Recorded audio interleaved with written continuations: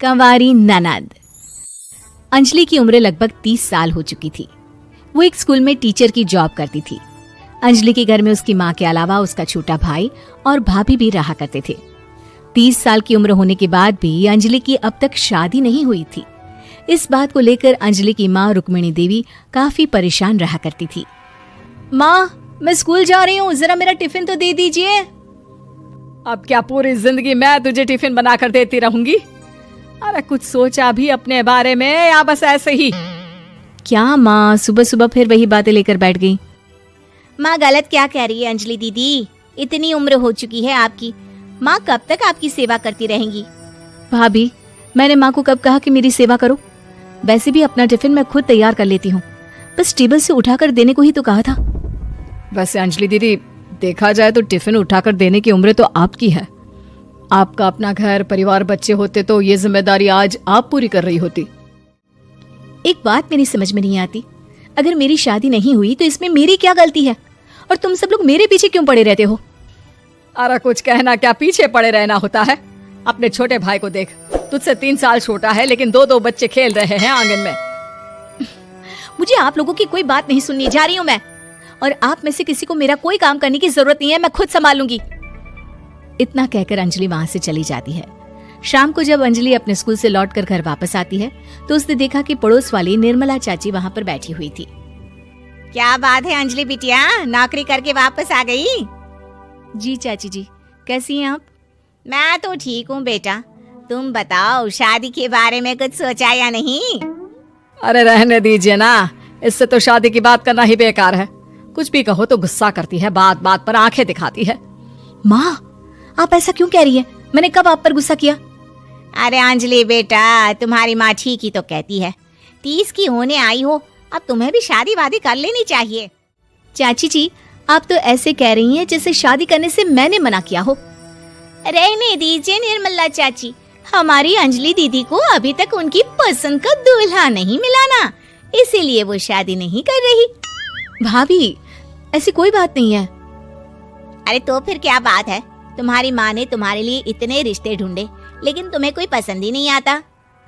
क्या है ना चाची जी, हमारी ननद रानी नौकरी जो करती है ऐसे ही थोड़ी ना किसी को पसंद कर लेंगी। अरे भाई, नौकरी का घमंड है तो बात अलग है, कोई और बात हो तो बताओ, कोई रास्ता निकाला जाए। नहीं नहीं चाची जी, कोई बात नहीं है, बस मुझे अभी तक अपनी पसंद का कोई मिला नहीं है। सुन लिया आपने, इस लड़की के तो पर निकल आए हैं और इतनी उम्र में अपनी पसंद का कोई मिलेगा भी नहीं इसे। माँ, आप मेरी शादी को लेकर हमेशा मुझे ताने क्यों मारती रहती हैं? अपनी माँ की बातें तो ताने लगती है। ताने हैं? बताओ, मैंने कुछ गलत कहा क्या?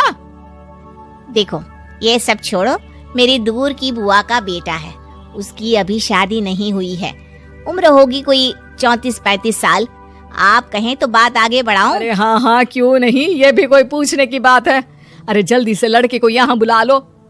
माँ, आप मुझसे पूछे बिना मेरी शादी की बात करने जा रही हैं और मेरी उम्र 30 भी पूरी नहीं हुई है। निर्मला चाची कह रही है कि वो लड़का 35 साल का है। अंजलि दीदी, आपको क्या लगता है इस उम्र में कोई फिल्म का हीरो आएगा आपके लिए? देखिए, अब पसंद और नापसंद की बात तो रहने दीजिए, पसंद करने की उम्र तो आपकी निकल चुकी। अब तो जो भी मिले उसी से शादी कर लीजिए, इसी में भलाई है। तेरी भाभी बिल्कुल ठीक कह रही है, अब जैसा रिश्ता मिले उसके लिए हाँ कर देना ताकि हम भी गंगा नहाए। ठीक है, चलिए मैं उस लड़के को कहती हूँ, वो कल ही अंजलि को देखने आ जाएगा। अगले दिन निर्मला चाची के दूर का रिश्तेदार अंजलि को देखने उसके घर आता है। उसका नाम था अजय। अंजलि जी, तो आप नौकरी करती हैं, वो भी स्कूल में? जी हाँ, मैं स्कूल में टीचर हूँ। हमारी बेटी बहुत होशियार है। अरे पढ़ने लिखने में इतनी होशियार है, इसीलिए तो इसकी नौकरी लगी है स्कूल में। हाँ हाँ ठीक है आंटी जी, जरा मुझे भी तो बात करने दीजिए आपकी बेटी से। जी पूछिए ना, क्या पूछना चाहते हैं? अंजलि मैडम, ये तो बताइए कि आपने अभी तक शादी क्यों नहीं की? बस ऐसे ही, कहीं कोई रिश्ता पसंद नहीं आया इसलिए। लेकिन क्या मैं आपसे पूछ सकती हूँ कि आपने शादी क्यों नहीं की? अंजलि, क्या कर रही हो तुम? लड़कियों को इस तरह की बातें नहीं शोभा देती।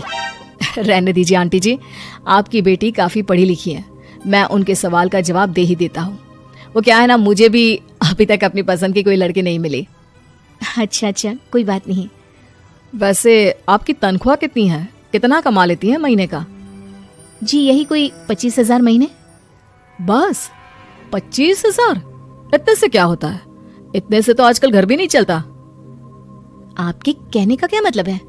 अरे मैं तो ये सोच कर आया था कि नौकरी वाली लड़की है, आराम से 40,000 कमाती होगी। माफ कीजिएगा, आपका और मेरा रिश्ता नहीं हो सकता। जी कोई बात नहीं, मुझे भी आपके साथ शादी करने में कोई इंटरेस्ट नहीं है। अंजलि, किस तरह की बात कर रही हो? घर आए रिश्ते को ठुकरा रही हो तुम। दीदी, अब इस उम्र में आपको इतनी अकड़ नहीं दिखानी चाहिए। अच्छा खासा रिश्ता हाथ से निकल गया, कहीं ऐसा ना हो कि जिंदगी भर कुंवारी ही रह जाओ आप। कुछ दिन और ऐसे ही निकल जाते हैं और अंजलि की शादी कभी नहीं होती। अंजलि के परिवार वाले बिंदास उसे ताने मारते रहते हैं, लेकिन अंजलि एक बड़ी नौकरी की तैयारी करती है और उसमें सिलेक्ट होने के बाद अंजलि को एक बहुत बड़ी नौकरी मिल जाती है। अब तो दीदी के नखरे और भी ज्यादा बढ़ जाएंगे भाई। अब तो इतनी बड़ी नौकरी जो लगी है, अब इनकी शादी होने से रही। माँ, मुझे नौकरी के लिए दूसरे शहर जाना पड़ेगा। आप जानती हैं ये बहुत बड़ी जॉब है और इसमें पैसे भी बहुत ज्यादा मिलेंगे।